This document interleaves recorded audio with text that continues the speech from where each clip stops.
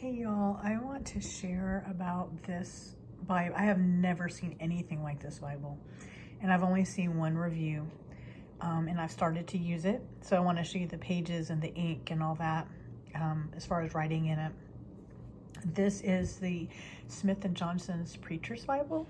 I clearly am not a preacher, but I do women's ministry, and I needed a new wide margin. And this literally is a gift from the Lord. I am amazed that I have it.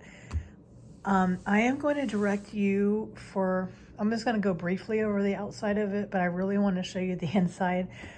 I'll refer you, Tim Nicholson and Nicholsworth has a very good video on it that talks about the outside and the inside and the symbolism. But this is Sokoto goat skin. The inside is calf skin, is edge line, is smythe sewn. The red, everything has a meaning. The red represents Christ's blood. The red and white tail bands, again, I think is like his blood and maybe his righteousness. The blue is from Leviticus. It's like the priestly tassels. Everything has a meaning.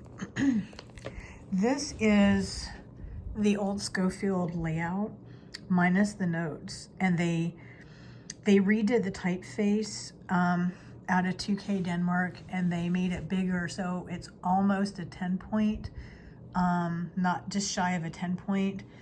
They made it bolder, and then there's a 2-inch column in the middle where the references were. They made it wider. So for those of you that like 2 columns, one of the things I love about this is in the center column, you know, it can be for either side. And so you're not worried about writing in the gutter or how big the margins are on the outside. It has some unique features, like when there is something a prophecy that deals with Christ in the Old Testament, where in Jeremiah, you've got these little red drops of blood. Which I really, really like. Here, this is even in red. And this is in Zechariah with the drops of blood, because the Lord's saying it and it's dealing with Christ. I wanted to show you here, this was with a Pigma Micron pen. And here is the other, wait, did I get the other side?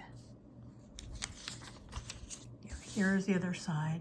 So you can see a little bit, but it's coming through on the camera way more than I see it even in person.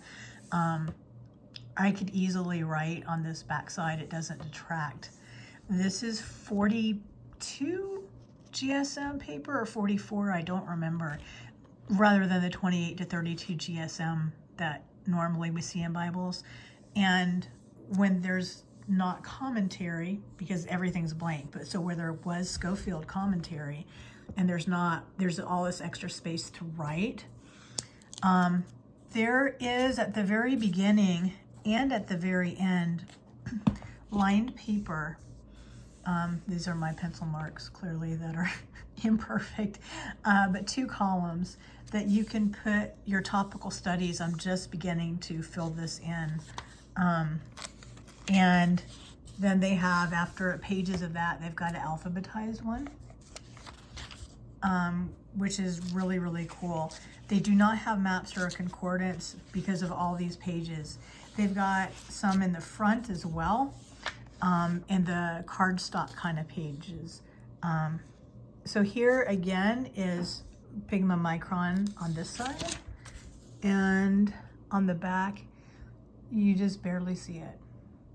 So anyway, I hope that is helpful to you guys. I find it really, really, really a godsend. God bless you and savor your Savior. Bye-bye.